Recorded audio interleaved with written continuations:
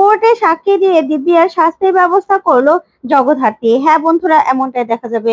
তাই সম্পূর্ণ জানতে ভিডিওটিতে লাইক দিয়ে চ্যানেলটি সাবস্ক্রাইব করে দেখতে থাকুন। গল্পের শুরুতে দেখা যাবে খাবার টেবিলে দুর্গাকে চন্দ্রনাথ মুখার্জি বলে, শোনো, জগদ্ধাত্রীকে কোর্টে নিয়ে যাওয়ার কোনো দরকার নেই।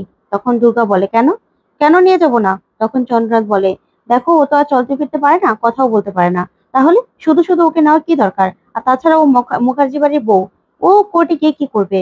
তখন সানভি বলে, যাক কাকুমণি, তাহলে এতদিন পরে হলেও জগদ্ধাত্রীকে এবারে বউ হিসেবে মেনে নিলে, তাই তো? একবার অন্তত বললে যে জগদ্ধাত্রী এবারে বউ। তখন এই কথাতে চন্দ্রনাথ বলে, মানে কি বলতে চাও তুমি? তখন এই কথাতে মেহেন্দি বলে, আমারও মনে হয় যে জগদ্ধাত্রী কোর্টে গিয়ে কি করবে? ও তো কোনো কিছু বলতে পারবে না, তাহলে শুধু শুধু গিয়ে মানুষের কাছে হাসির পাত্র হবে। গিয়ে কি করবে? বসে থাকবে? দরকার নেই তো, কোনো দরকার নেই। তখন প্রীতিও বলে, হ্যাঁ, আমারও মনে হয় জগদ্ধাত্রী কোর্টে যাওয়ার কোনো দরকার নেই। তখন কৌশিকী বলে, আচ্ছা, তোমাদের কি সমস্যা সেটা তো বুঝতে পারছি না। তোদের কি সমস্যা হয়েছে? জগদ্ধাত্রীকে নিয়ে কেউ হাসাহাসি করলে করবে, কিন্তু তারপরেও জগদ্ধাত্রী কোর্টে যাবে, যাবে কোর্টে। তখনই মেহেন্দি বলে, কেন কেন ও কোর্টে গিয়ে কি করবে? কি করবে? জজ সাহেব কি ওর শুধুমাত্র মুখ দেখবে নাকি? তখনই কৌশিকী বলে, তারপরে ও যাওয়াটা দরকার, কারণ জগদ্ধাত্রী জগদ্ধাত্রী একমাত্র সাক্ষী, আর ওকে নিয়ে না কেসটা সাজানো হয়েছে, তাহলে ও না গেলে কি করে হবে? তখন কৌশিকের মা বলে, আমারও মনে হয় জগদ্ধাত্রী যাওয়ার কোনো দরকার নেই। তখন রাজনাথ বলে, না, যাবে জগদ্ধাত্রী, জগদ্ধাত্রী যাওয়ার দরকার আছে। জগদ্ধাত্রী জগদ্ধাত্রী সেখানে গিয়ে সাক্ষী দেবে, দেবে সাক্ষী। তারপরে কৌশিকী বলে, হ্যাঁ, জগদ্ধাত্রী যাবে, যাবে কোর্টে আর গিয়ে সাক্ষী দেবে ওই দিব্যা সেন, উৎসব মুখার্জি আর। তখন দুর্গা বলে, থেমে গেলি কেন? আর চন্দ্রনাথের কথা বললি তো, চন্দ্রনাথ মুখার্জি। তখন চন্দ্রনাথ বলে, মুখ সামলে কথা বলো। গুরুচন্দ্রের সঙ্গে কি করে কথা বলতে হয় সেটা তো শিখোইনি, আর খাবার টেবিলে বসে যে এসব কথা বলতে হয় না, এভাবে কথা বলতে হয় না, সেটাও জানো না? তখন দুর্গা বলে, ছাড় তো তোর ম্যানেজ। শোন, তোকে যে ফাইলটা দিয়েছিলাম কাজ কমপ্লিট করতে, সে কাজটা কমপ্লিট করেছিস? না হলে অফিসে গিয়ে তোকে আর মিস্টার বোসকে না একদম চাপকে চ্যাপটা করে দেবো, বুঝতে পেরেছিস? চাপকে 40 করে দেবো। তখনই চন্দ্রনাথ বলে, মুখ সামলে কথা বলো। তখন রাজনাথ বলে, চাঁদু, তুই কি ভুলে গেলি যে খাবার টেবিলে কোনো রকম ভাবে এরকম চিৎকার চেঁচামেচি করা যায় না? কেন এরকম করছিস? কেন কথা বলছিস? তখন দুর্গা বলে, শোন, অত কিছুর না দরকার নেই। আমার মা কোর্টে যাবে, যাবে আমার মা কোর্টে, আর সাক্ষীও দেবে, বুঝতে পেরেছিস? কালকে সাজা হবে ওই দিব্যা সেনের। তখন এই কথা দিয়ে মেহেন্দি মনে মনে বলে, আমি জানি তো তোমরা কি নিয়ে এত কথা বলছো, কি প্ল্যান করেছো। কি দুর্গা, তুমি তো জগদ্ধাত্রী সেজে কোর্টে গিয়ে সাক্ষী দেবে, এটাই তো ভাবছো? তুমি বাজিমাত্রা করবে? না, কিন্তু সেটা হবে না, হবে না সেটা। কালকে দেখো না তোমার ভান্ডা কি করে ফোর করি ওই কোর্টের মধ্যে। তোমাকে যদি আমি শাস্তি না পাইয়েছি না জালিয়াতির কেসে, তাহলে আমার নামও মেহেন্দি মুখার্জি নয়। তখনই কৌশিকী মেহেন্দি দিকে তাকিয়ে মনে মনে বলে, আমি জানি মেহেন্দি, তোরা কি ভাবছিস, জগদ্ধাত্রীর জায়গায় দুর্গা যাবে তো, কিন্তু তোরা জানিস না কত ভালোভাবে তোরা ফেসে যাবি তোরা। কিচ্ছু করতে পারবি না তোরা কালকে, কিচ্ছু না। তারপর দেখা যাবে রাজনাথ বলে, কালকে কে কে সাক্ষী দিতে যাবে? তখন কৌশিকী বলে, যাবে ওই তো জগদ্ধাত্রী আর ডক্টর শ্রীমতী সেন। আর তখনই স্বয়ংভু এসে বলে, আর আমি যাব। তখন স্বয়ংভুকে দেখেই সবাই চমকে যায়, আর উঠে বসতে বললে খাবার টেবিলে, তখন স্বয়ংভু বলে, না, আমার দেরি হবে। দুর্গা, আয় তো একটু, দরকার আছে। তখন মেহেন্দি বলে, কেন, কি দরকার দুর্গাকে? তখন স্বয়ংভু বলে, ওর মাকে মেডিসিন খাওয়াবো, চল। তখন দুর্গা ওঠে, আর যাওয়ার সময় কৌশিকীর দিকে তাকালে কৌশিকী দুর্গাকে একটা ইশারা দেয়, আর দুর্গাও ইশারা দেয়। তখন মেহেন্দি সেটা দেখতে পায়। তারপরে দুর্গা স্বয়ংভু উপরে চলে যায়। তখন মেহেন্দি মনে মনে বলে, কি ব্যাপার, ওরা কি ইশারা করলো? কি ইশারা করলো ওরা? চোখের মধ্যে কিছু তো একটা মনে হচ্ছে ঘুট পাকাচ্ছে। ঠিক তখনই দিব্যা সেন মেহেন্দিকে ফোন করে। তখন দিব্যা বলে, মেহেন্দি, সবকিছু একদম ঠিকঠাক করা হয়ে গেছে। ওই দুর্গা দুর্গা জগদ্ধাত্রী সেজে যাবে তো, কিচ্ছু করতে পারবে না। তখন মেহেন্দি হাসতে থাকে আর বলে, হ্যাঁ হ্যাঁ, আপনি যেরকমটা বলেছেন ওরকমটাই হবে, যেরকম প্ল্যান হয়েছে ওরকমই হবে।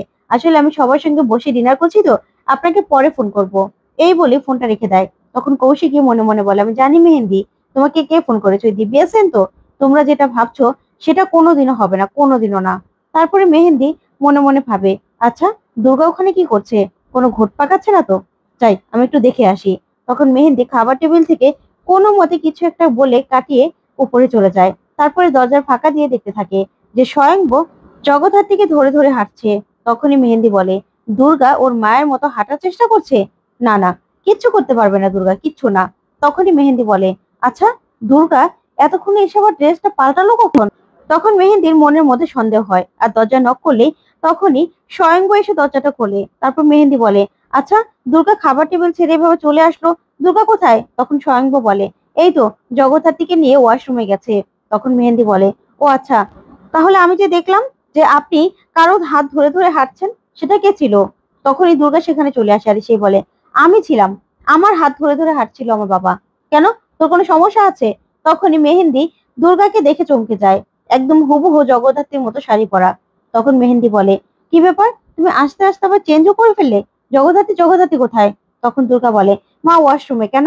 তখন মেহেন্দি বলে, আমি দেখবো জগদ্ধাত্রীকে।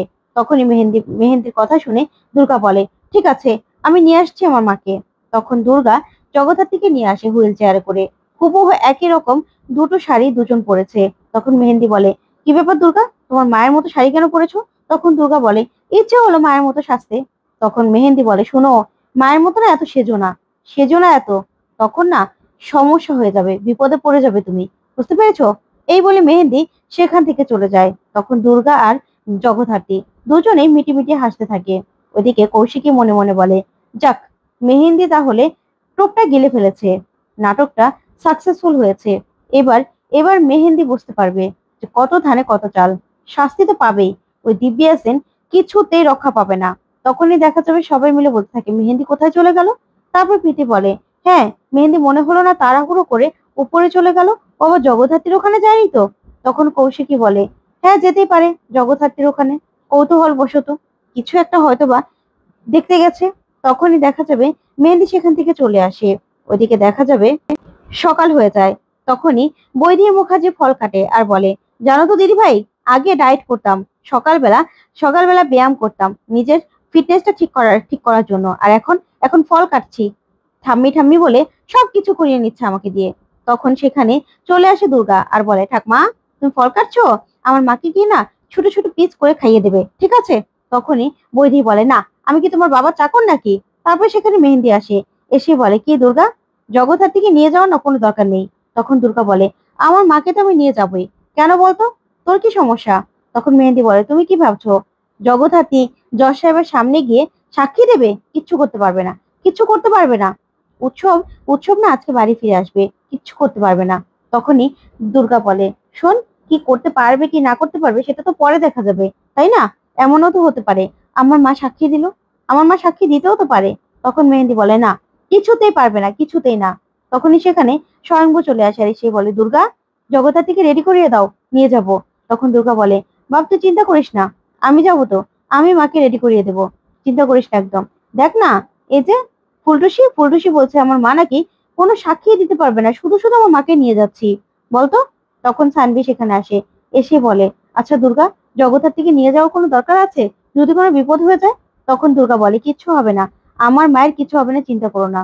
তখন কৌশিকী আসে আর সে বলে, হ্যাঁ, জগদ্ধাত্রীকে এখন কোর্টে নিয়ে যাওয়া হবে।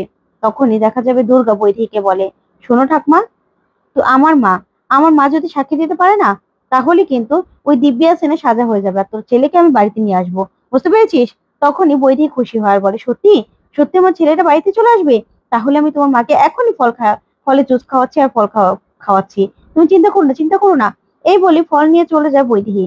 তখন দুর্গা খুব খুশি হয় আর বলে, যাক ফুলটুসি, তুই যাবি তো, তুই তো যাবি ঠিক না? তখনই মেহেন্দি মনে মনে বলে, দুর্গা আজকে তোমার জন্য যে কি অপেক্ষা করছে তুমি নিজেও জানো না। তো বন্ধুরা, কেমন লাগলো আজকের আপডেট? কমেন্ট